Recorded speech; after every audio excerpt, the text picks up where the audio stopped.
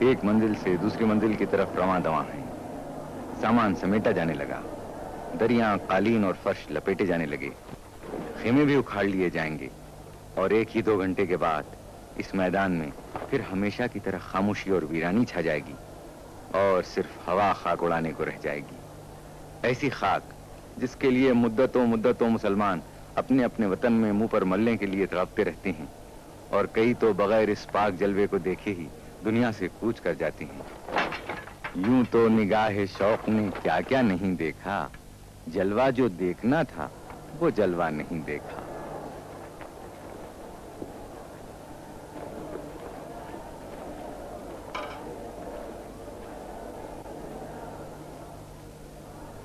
خیمے اکھاڑ لیے گئے، لیکن ابھی یہ لپیٹ کر آئندہ سال کے لیے رکھے نہیں جائیں گے، بلکہ عرفات سے منا روانہ کر دیے جائیں گے، جہاں ابھی حاجیوں کو چند روز اور ٹھہرنا ہوگا۔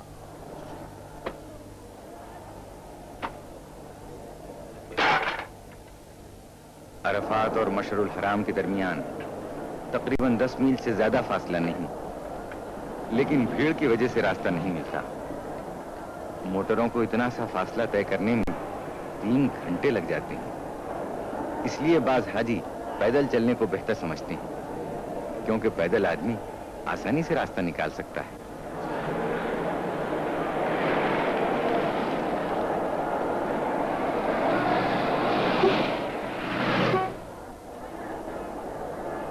مشعر الحرام میں نہ کوئی عمارت ہے نہ خیمے، بس آسمان کی چھت ہے اور زمین کا فرش۔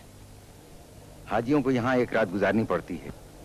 رات ہی میں حاجی یہاں سے چھوٹی چھوٹی کنکریاں چن کر جمع کر لیتے ہیں، جو دوسرے دن مینا کے میدان میں 3 شیطانوں کو مارنے کے کام آتی ہیں، تاکہ حضرت ابراہیم علیہ السلام کی طرح بدی پر نیکی کی فتح کے سبق کو پھر سے دہرا لیں۔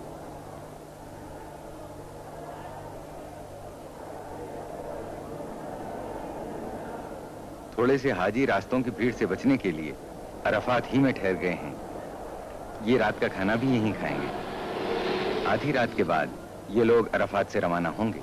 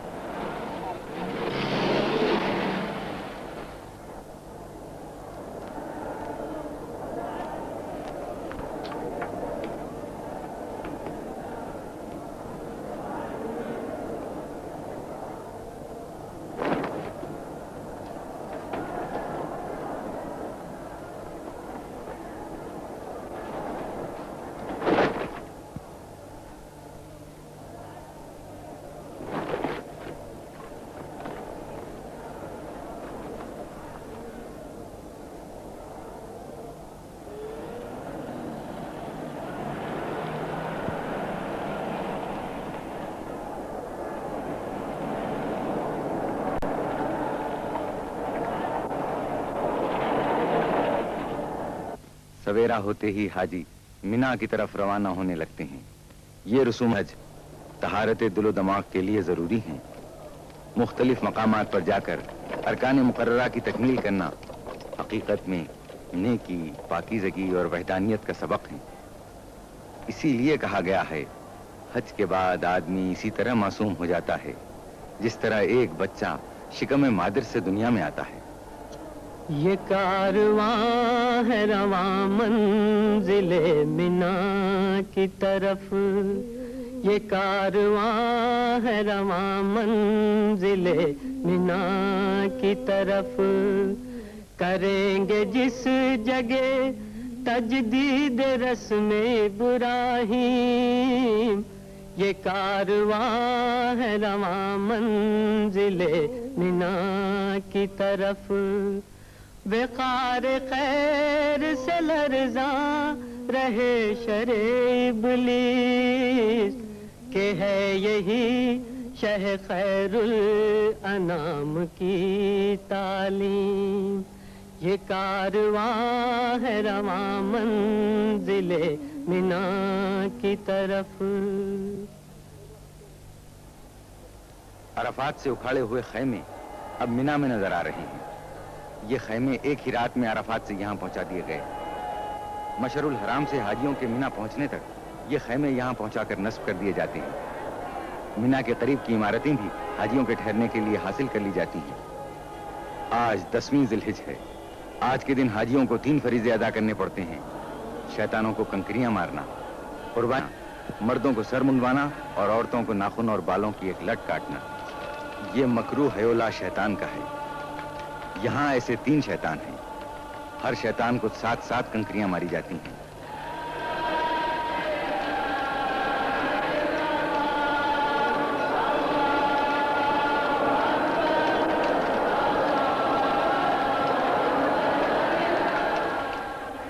آج کی زیادہ تر کنکریاں سب سے پچھلے شیطان پر پڑتی ہیں۔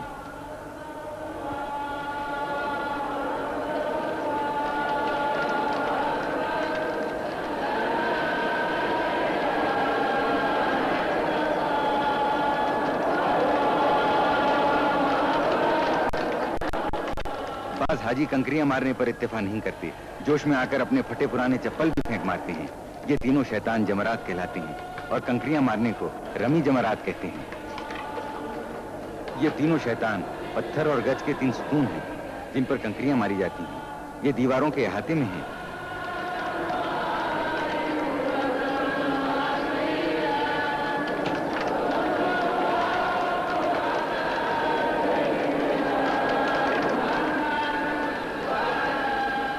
بعض حاجی اپنے معلم یعنی رہبر سے کنکریاں مارنے کا طریقہ پوچھتے ہیں تاکہ نشانہ خالی نہ جائے اور فریضہ پورا ہو۔ بعض اپنی کنکریاں بار بار گنتے ہیں تاکہ اطمینان ہو جائے کہ تعداد سے زیادہ یا کم تو نہیں ہے۔ کنکریاں مارنے کا وقت 3 دن تک ہے، مگر سب حاجی ایک ہی دن میں یہ فرض ادا کر لینا چاہتے ہیں اور بڑے جوش میں ہوتے ہیں، لیکن اتنے آدمی ایک ہی دن میں یہ کام ختم نہیں کر سکتے۔ یہ سلسلہ 3 دن تک جاری رہتا ہے۔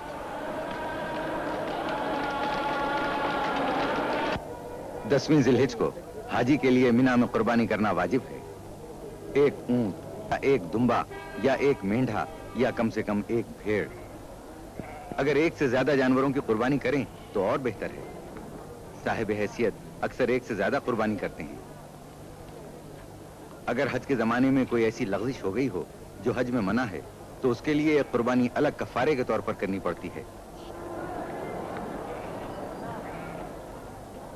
قربانی کے لیے لاکھوں جانوروں کی ضرورت ہوتی ہے۔ ایک زمانے سے عرب اور عرب کے قریبی ملکوں ایشیا اور افریقہ سے جانور لائے جاتے ہیں۔ مینا میں بھی دوسرے بازاروں کی طرح جانوروں کا بازار ہے جہاں خوب مول تول ہوتا ہے۔ اکثر زبان کے اختلاف کی وجہ سے تھوڑی سی دقت بھی ہوتی ہے، لیکن مکے اور مج لیتے ہیں۔ جن کی زبان نہیں سمجھی جاتی یا جو عربی نہیں بول سکتے انہیں کچھ زیادہ ہی قیمت دینا پڑتی ہے۔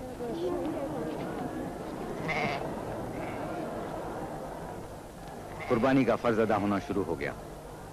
یہ قربانی حج کی قربانی ہے۔ عید قربان اس کے علاوہ ہے۔ جو لوگ خود ذبح نہیں کر سکتے ان کی طرف سے قصاب ذبح کر دیتے ہیں۔ قربانی دینے والے صرف ہاتھ لگا دیتے ہیں۔ ہر سیکنڈ قربانی کیے ہوئے جانوروں کی تعداد بڑھتی جاتی ہے اور جگہ کی تنگی ہوتی ہے، اس لیے بڑی بڑی خندقوں میں قربانی کیے ہوئے جانوروں کو بھرتے جاتے ہیں جو پہلے سے کھود کے تیار رکھی جاتی ہیں۔ جو حاجی قربانی کر چکا ہے وہ فوراً ہی اپنی جگہ دوسرے کے لیے چھوڑ دیتا ہے۔ چھوٹے جانوروں کے علاوہ اونٹ کی بھی قربانی دی جاتی ہے۔ بلڈوزروں کے ذریعے خندقوں کو دبا کر برابر کر دیتے ہیں تاکہ ہوا خراب نہ ہو۔ قربانی حضرت ابراہیم کی یادگار ہے اور اللہ نے اس واقعے کو تاریخی اہمیت دے دی۔ مسلمانوں پر اس کو اس لیے فرض کر دیا کہ ایسی بے لوث بے غرض محبت پیدا کر لیں جس میں رتی برابر شبہ نہ ہو۔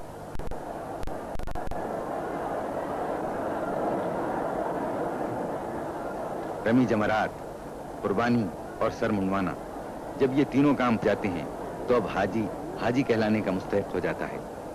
حج کے باقی اعمال میں صرف اتنا اور باقی رہ جاتا ہے کہ مینا سے روانگی سے پہلے دوبارہ رمی جمرات کرے، پھر مکہ واپس جا کر کعبے کے گرد 7 بار طواف کرے اور صفا اور مروہ کے درمیان صحیح کرے۔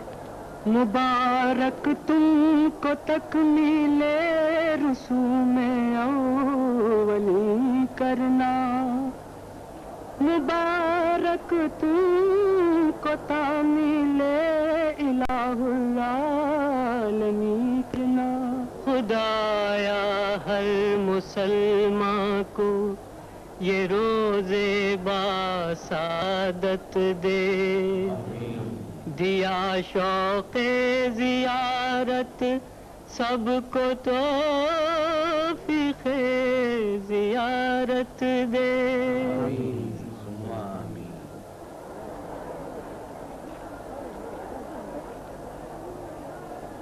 ذی الحجہ کی 11ویں تاریخ کو حاجی منا سے رخصت ہونے سے پہلے دوبارہ رمی جمرات کرنے آتے ہیں۔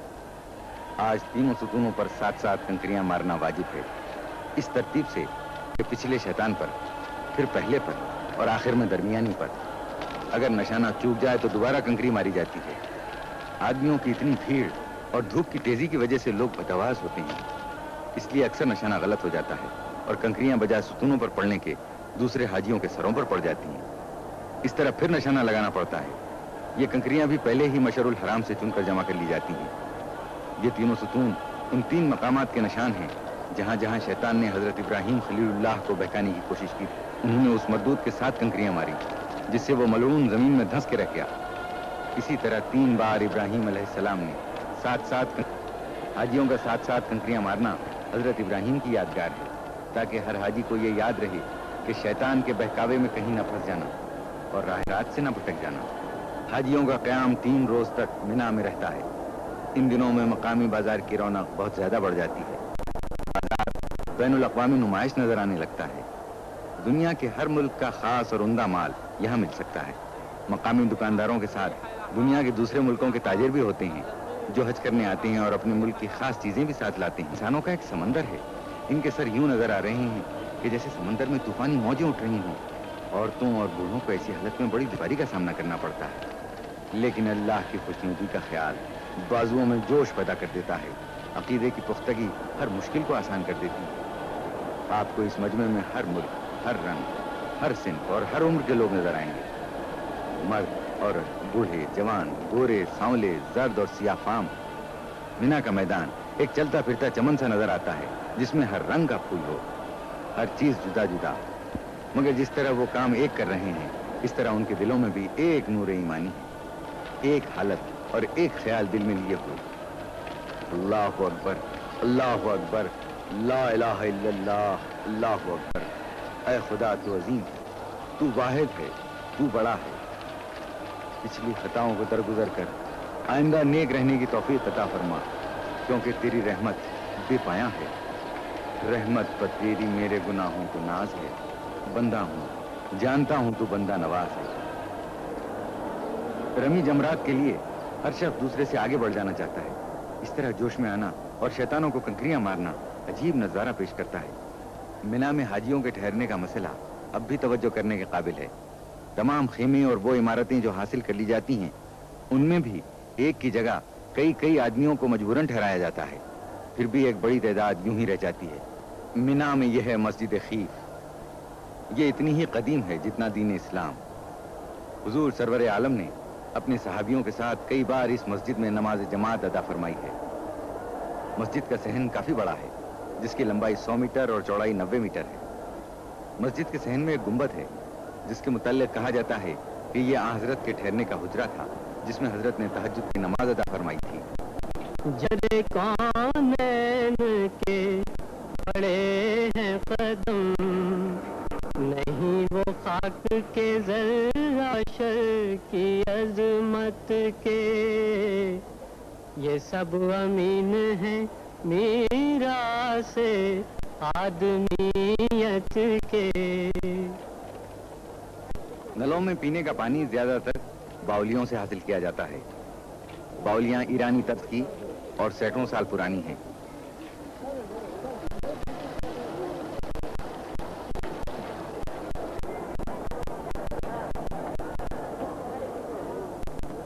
یہاں ایک بہت ہی خاص اور مشہور باولی بھی ہے۔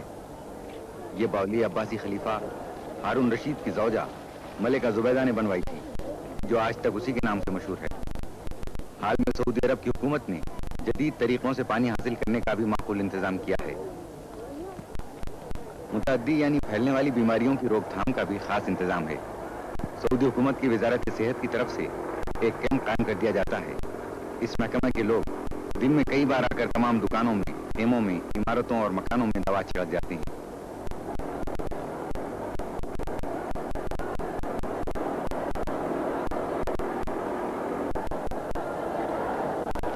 अभी तक पूरे हाजियों से रमी जमरात का फर्ज अदा नहीं हुआ है। देखिए तो किस जोशो खरोश से हाजी तीनों शैतानों को कंकरियां मार रहे हैं।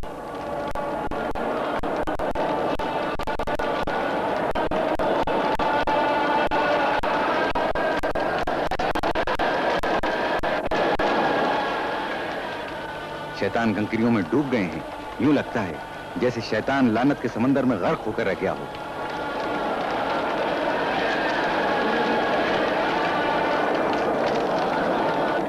मिना के सब अमाल बजा लाने के बाद हाजी बैतुल्लाह शरीफ की तरफ लौट रही हैं ताकि खाने खुदा का रुखसती तवाफ कर लें और जो नमाजें खास तौर पर मुकर्रर हैं उन्हें अदा कर लें।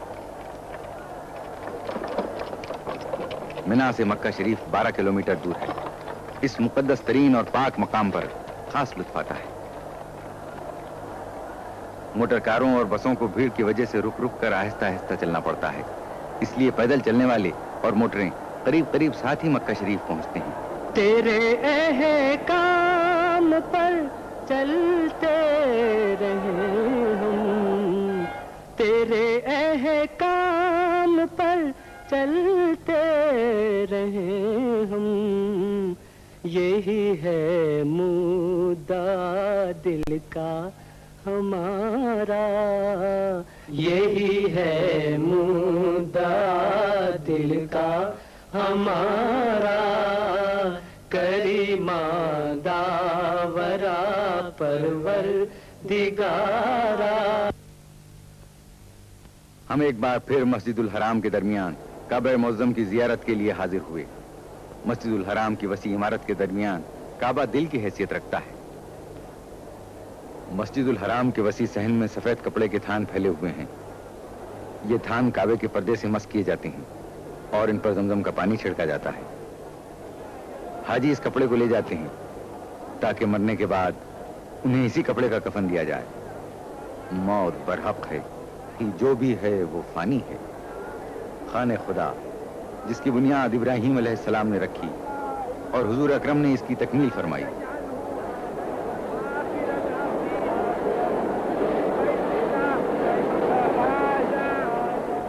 मस्जिदुल हराम के सहन में बहुत आला दर्जे के कीमती संगे मनवर का शानदार मिंबर है जो तुर्की के उस्मानी सलातीन का बनाया हुआ है। और ये है मकाम इब्राहीम। कहते हैं कि वो पत्थर जिस पर हजरत इब्राहीम खलीलुल्लाह ने खड़े होकर अपने हाथ से काबे की दीवार बनाई थी यही मौजूद है। ये हजर अस्वद है। हजरत मोहम्मद मुस्तफ़ा सल्लल्लाहु अलैहि वसल्लम ने अपने दस्ते मुबारक से काबे की दीवार के 2 पायों के दरमियान नस्ब किया। काबे का गिलाफ सियाह रंग के मोटे बुने हुए रेशम का पर्दा है जो खाने खुदा को अपनी आगोश में लिए हुए है। ये काबे के ऊपर से नीचे तक चारों तरफ लिपटा हुआ है। इसमें बड़ी कारीगरी से बुनाई में निहायत खुशखत कुरानी आयतें तहरीर की गई हैं। आयतें वही हैं जो अल्लाह ताला की तरफ से हज के अहकाम और तमाम दुनिया के मुसलमानों को आपस में इत्तेहाद और इत्तेफाक कायम करने की तालीम देती हैं। ये पूरा पर्दा हाथ का बना हुआ है। इस फिल्म की तैयारी के मौके पर जब हमारे कैमरामैन ने मस्जिदुल हराम की अक्कासी शुरू की तो आसमान बिल्कुल साफ था, लेकिन यकायक बादल आने शुरू हुए और देखते ही देखते सारा आसमान बादलों से ढक गया। मुश्ताक तजल्ली को बस एक तजल्ली दे, बढ़ जाए तरफ दिल की कुछ ऐसी तसल्ली दे। मुश्ताक तजल्ली को बस एक तजल्ली दे।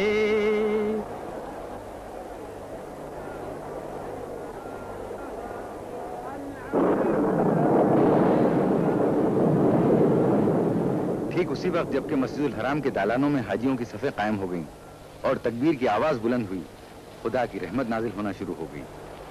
पहला कतरा गिरा, ये भी खुदा की मर्जी थी। जो लोग मस्जिदुल हराम के सहन में थे और काबा शरीफ का तवाफ कर रहे थे वो भी नमाज की सफों में शामिल हो गए और असर की नमाज शुरू हो गई।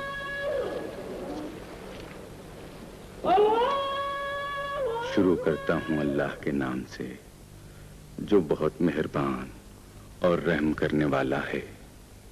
तमाम तारीफ उसके लिए है जो सब जहानों का परवरदिगार है, मेहरबान है اور رحم کرنے والا ہے، قیامت کے دن کا مالک ہے۔ ہم تیری ہی عبادت کرتے ہیں اور تجھی سے مدد مانگتے ہیں۔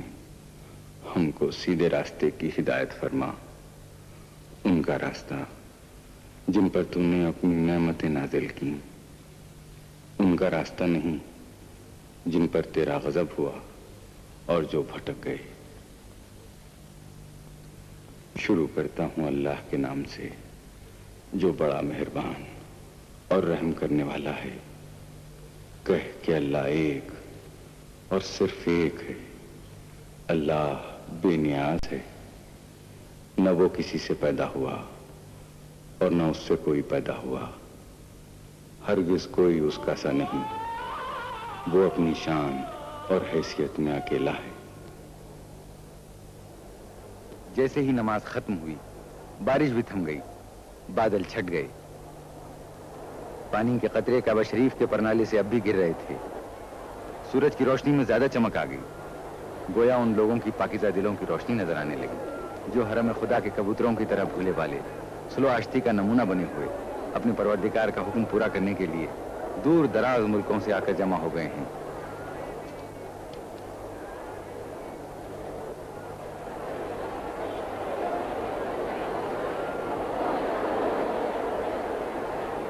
حاجی کس شوق سے کعبے کے پرنالے کے نیچے ہاتھ پھیلائے ہیں کہ خانہ خدا کی چھت پر سے بہے ہوئے پانی کا کوئی قطرہ ملے اور برکت حاصل ہو جائے۔ ایسا شاندار نظارہ شاید ہی کبھی کسی کو دیکھنا نصیب ہوتا ہے۔ یہ سعادت آسانی سے حاصل نہیں ہوتی، پہلی بار اس کی مفصل تصویر لے کر اس نظارے کو محفوظ کیا گیا ہے۔ یہ بھی خدا کی خاص رحمت ہے۔ حاجیوں کے منا سے مکہ آنے کا سلسلہ جاری ہے، ابھی تک سب لوگ مکہ نہیں پہنچ سکے ہیں، اگرچہ منا سے مکہ کا فاصلہ کچھ زیادہ نہیں، باوجود کہ سب راستے یک طرفہ کر دیے جاتے ہیں، یعنی ادھر سے ادھر آنے والوں کو راستہ ملتا ہے، ادھر سے ادھر جانا بند ہوتا ہے۔ سعودی عرب کی پولیس بھی بڑا انتظام رکھتی ہے کہ سفر میں ذرا سی بھی رکاوٹ نہ پڑے۔ گاڑیوں اور پیدل چلنے والوں کی قطاریں الگ اور قاعدے سے بنا دی جاتی ہیں، پھر بھی اتنی تعداد میں گاڑیاں اور پیدل چلنے والے ہوتے ہیں کہ آسانی سے آگے بڑھنا مشکل ہوتا ہے۔ سفر کی رفتار بہت سست رہتی ہے، بہت ممکن ہے کہ حاجیوں کا آخری دستہ آدھی رات کے بعد مکہ پہنچ سکے۔ یہ ایمان کا جوش، یہ حج کا شوق 1400 سال سے جاری ہے، اس میں کوئی کمی نہیں ہوتی بلکہ زیادتی ہی ہوتی جاتی ہے۔ یہ پہاڑیاں جو مکے کے مقدس شہر سے صرف 9 کلومیٹر کے فاصلے پر ہیں، دین اسلام کی ابتدا کی خاموش گواہ ہیں۔ اسلام کی حیرت ناک ترقی، حق کی ایک آواز اور اس کا ساری دنیا میں اتنی جلدی پھیل جانا، یہ پہاڑیاں ان سب تاریخی حقیقتوں کی چشمدید گواہ ہیں۔ پکارا جس نے بس تجھ کو پکارا، کریما داورا پروردگارا۔ یہ غار ہرا ہے، یہاں نبوت کے اعلان سے پہلے حضرت عبداللہ کے یتیم و جواں سال فرزند حضرت محمد مصطفیٰ صلی اللہ علیہ وآلہ وسلم تنہائی میں بیٹھ کر غور و فکر میں کئی دن اور کئی راتیں گزار دیتے تھے۔ اسی غار میں حضرت نے فرشتے کی زبان سے خدا کا حکم سنا،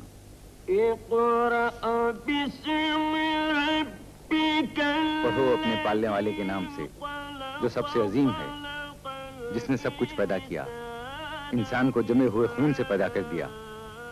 یہ نبوت کے ظاہر کر دینے کا حکم تھا۔ آج 1400 سال کے بعد بھی جب حاجی حج کا فریضہ ادا کرنے مکہ آتے ہیں تو اس غار کی زیارت کو بھی آتے ہیں، جس کے دل میں پیغمبر اسلام کے قدموں کے نشان چھپے ہوئے ہیں اور جس کے ذروں میں اس جسم پاک کی خوشبو بسی ہوئی ہے۔ دل کے کانوں سے اسی وحی کی آواز سنتے ہیں، انہیں وہ نعرہ سنائی دینے لگتا ہے جس نے مردہ دلوں میں نئی زندگی کی لہر دوڑا دی تھی۔ غار ہرا پہاڑ میں ہے جو مکے سے قریب 5 میل کے فاصلے پر شمال میں ہے۔ راستہ پتھریلا اور دشوار گزار ہے۔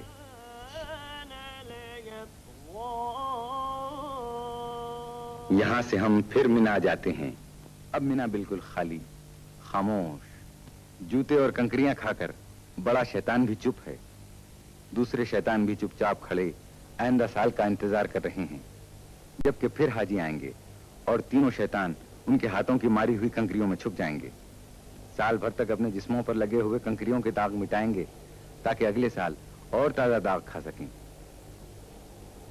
مینا ساری دنیا میں اکیلا شہر ہے جو سال بھر میں صرف 3 دن تک پورے جوش و خروش کے ساتھ یہ جاگتا ہے اور پھر سال بھر کے لیے آس پاس کی پہاڑیوں کے دامن میں منہ چھپا کر موت کی نیند سو جاتا ہے۔ قدرت کا شاید یہ بھی منشا ہو، انسان اس سے عبرت حاصل کرے کہ آدم سے پہلے یہ زمین خاموش تھی، ویران تھی، پھر آدم اپنے گناہوں کی پاداش میں زمین پر بھیجے گئے۔ ویرانیاں زبردست آبادیوں میں تبدیل ہو گئیں، نیکی و بدی کی جنگ ہوتی رہی۔ پھر ایک دن آئے گا، سور پھونکا جائے گا، قیامت آئے گی، سارے انسانوں سے دنیا ایک بار پھر خالی ہو جائے گی، سنسان ہو جائے گی۔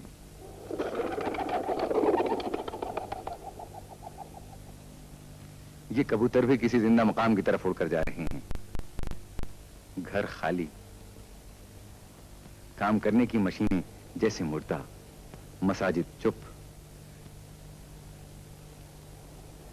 شاید کبھی اتفاقاً کسی راہگیر کے قدموں کی آواز سنائی دے، یا پاس سے گزر کر دور ہوتی ہوئی موٹر کے انجن کی صدا سے یہ گہری اور مستقل خاموشیاں لمحہ بھر کے لیے ٹوٹ جائیں، ورنہ اب سال بھر تک یہ خاموشی مینا کی قسمت ہے۔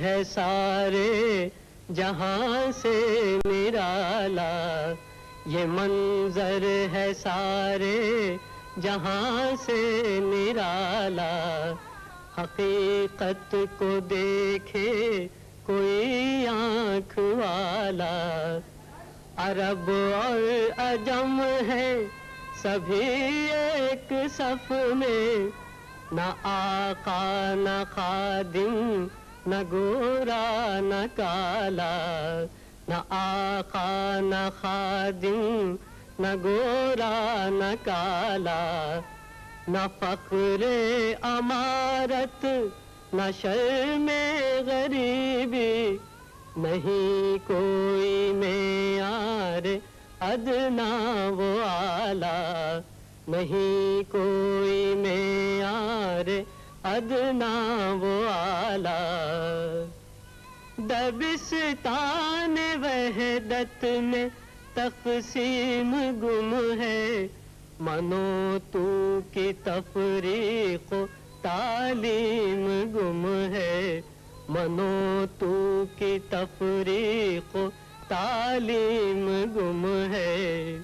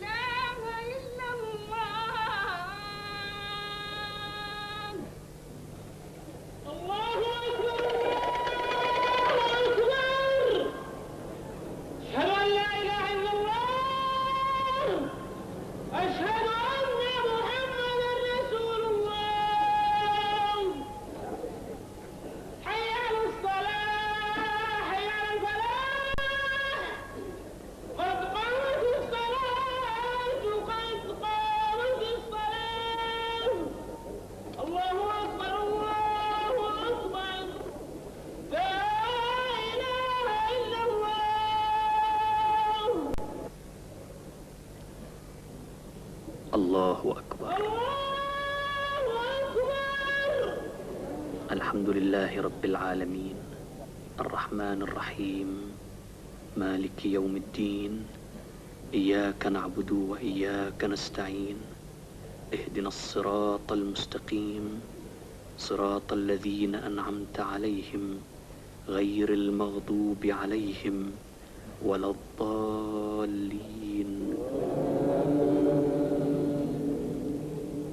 والعصر إن الإنسان لفي خسر إلا الذين آمنوا وعملوا الصالحات وتواصوا بالحق وتواصوا بالصبر. الله أكبر. سبحان ربي العظيم وبحمده سبحان الله. الله أكبر. سمع الله لمن حمده. الله أكبر. سبحان ربي الأعلى وبحمده سبحان الله. الله أكبر. أستغفر الله ربي وأتوب إليه.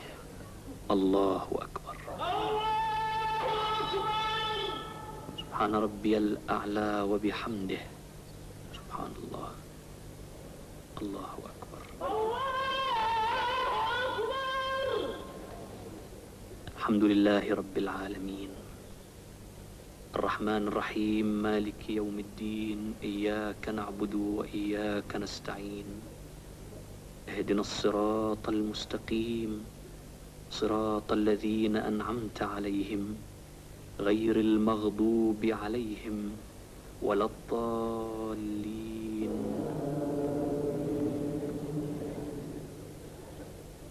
ألم تر كيف فعل ربك بأصحاب الفيل ألم يجعل كيدهم في تضليل وأرسل عليهم طيرا أبابيل ترميهم بحجارة من سجيل فجعلهم كعصف مأكول. الله سبحان ربي العظيم وبحمده سبحان الله. الله أكبر.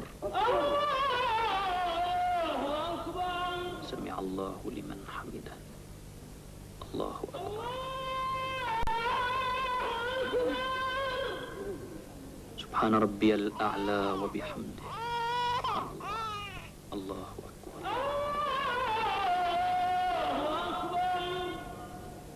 أستغفر الله ربي وأتوب إليه. الله أكبر. سبحان ربي الأعلى وبحمده سبحان الله. الله أكبر.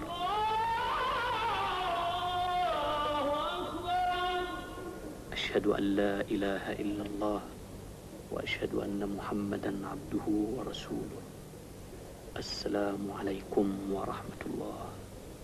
السلام عليكم ورحمة الله.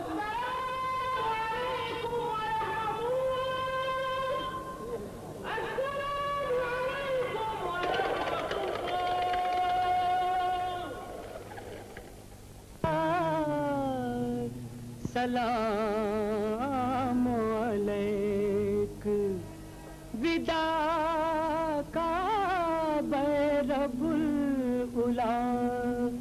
سلام علیک دیار جاں فضا رحمت فشاں سے جاتے ہیں چلے ہیں اس طرح گویا جہاں سے جاتے ہیں. جب نے شوق لیے آستاں پہ آئے تھے. جب نے شوق لیے آستاں سے جاتے ہیں. یا شفیع الورا سلام علیک یا نبی الہدا سلام علیک. انکا مقصدی و ملجائی انکا مدعا سلام علیک. یا شفیع الورا سلام علیک یا نبی الہدا سلام علیک. سیدی یا حبیب لك روحي فداء سلام شفيع الورى سلام عليك يا نبي الهدى